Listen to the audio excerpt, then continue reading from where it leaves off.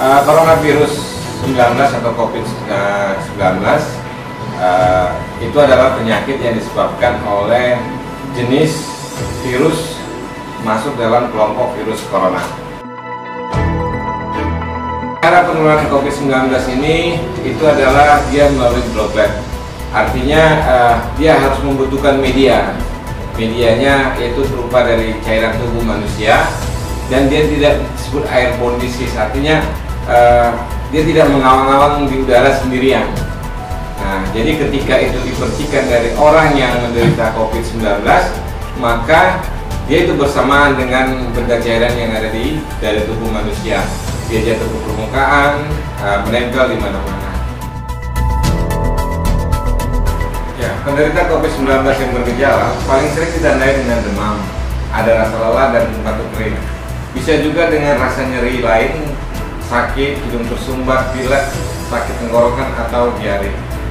Bila penderita dengan flu biasa, itu lebih dominan yang sakit sakit tenggorokan, hidung meler, batuk bersin, tetapi sangat jarang disertai dengan demam.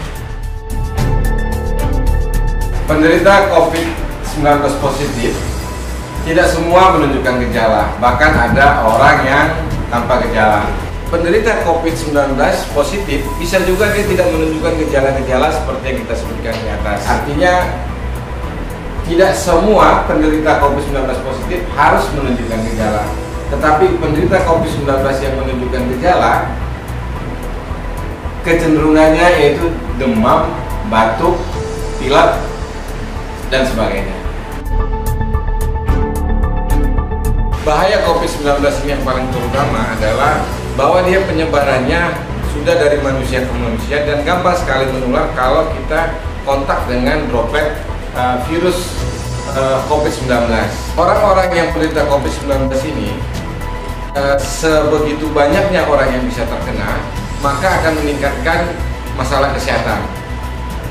Data dari Badan Kesehatan Dunia menunjukkan 20% dari penderita COVID-19 ini itu harus mengakses pelayanan kesehatan.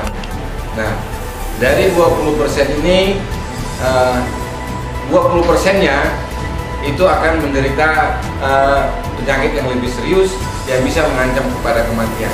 Tapi perlu kami sampaikan di sini bahwa 80% penderita COVID-19 itu bisa sembuh dengan sendirinya dengan kekuatan imunitas tubuh yang mumpuni. Penyakit COVID-19 ini kepada orang-orang yang daya tahan tubuhnya kuat seperti pada usia muda dan anak-anak, pada umumnya ini menunjukkan gejala yang sangat ringan. Namun infeksi ini dapat menyebabkan penyakit serius, terutama orang-orang yang memiliki daya tahan tubuh yang lemah atau memiliki penyakit penyerta seperti diabetes, kelainan fungsi ginjal, kelainan fungsi hati, dan kelainan fungsi jantung, tekanan darah tinggi. Nah, ini yang bisa berisiko yang menimbulkan fatal yang cukup tinggi.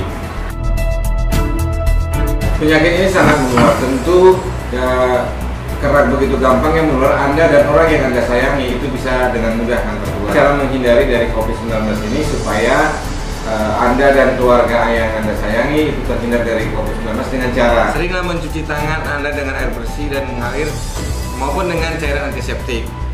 Hindari keramaian, kerumunan. Jaga jarak minimal 1 meter dengan orang yang sedang batuk-batuk atau bersin-bersin. Jangan menyentuh mata, hidung, dan mulut. Bila batuk atau bersin, lakukan dengan menutup mulut atau hidung dengan siku terlipat seperti ini atau tisu. Kemudian sering bersihkan dengan peralatan-peralatan yang sering disentuh dengan sabun. Kemudian selalu tinggal di rumah, perbanyak makan sayur dan buah, istirahat yang cukup, aktivitas fisik di rumah yang cukup juga, dan jangan lupa berjemur antara jam 10 sampai jam 12 selama 15 menit. Sebenarnya konsumsi makanan yang ada di Kabupaten Tabalong ini banyak sekali mengandung vitamin-vitamin yang mengandung untuk meningkatkan daya tahan tubuh. Ambil contoh misalnya vitamin C yang sering dibunyikan itu, katakanlah itu bisa kita peroleh dari jeruk sambal ya, jeruk sambal namanya jeruk sambal, ataupun jeruk asam-asam yang kita pakai itu juga mengandung vitamin C. Nah, kemudian dari sisi vitamin E kita bisa perbanyak memakan kecambah, toge seperti itu banyak mengandung vitamin E. Kemudian salah satu yang membentuk vitamin D tadi itu yaitu dari paparan dari sinar matahari.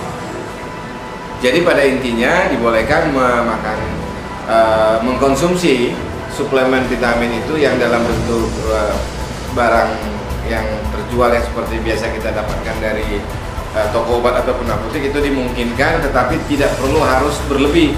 1 kali sehari itu sudah cukup. Physical distancing itu adalah menjaga jarak kita dengan orang lain minimal 1 meter. Jadi tidak bersentuhan, tidak bersalaman. Karena dengan jarak 1 meter itu oleh Badan Kesehatan Dunia (WHO) itu sudah memastikan pun kalau ada percikan droplet dari orang yang sedang bersin, dipastikan itu tidak sampai kena ke tubuh kita. Ya, angka kesembuhan penderita COVID-19 di dunia itu sangat besar sekali. Jadi dari penderita COVID-19 yang mengakses pelayanan yang dirawat di rumah sakit itu angka kematiannya berkisaran seluruh dunia berkisaran di 3 sampai 4%. Artinya dari penderita COVID-19 yang meninggal itu 3 sampai 4%, dan 80% lebih itu sembuh dengan sendirinya tanpa perawatan kesehatan. Kemudian sisanya itu akan sembuh. Nah, beberapa teori mengatakan setelah dia dirawat itu ada ada gejala sisa itu masih dimungkinkan, tetapi kembali beraktivitas sedia kala itu sangat dimungkinkan. Ya, informasi soal COVID-19 di Kabupaten Tabalong bisa ditelusuri di www.covid19tabalongcup.go.id dan nomor hotline di nomor 0812 5005 372.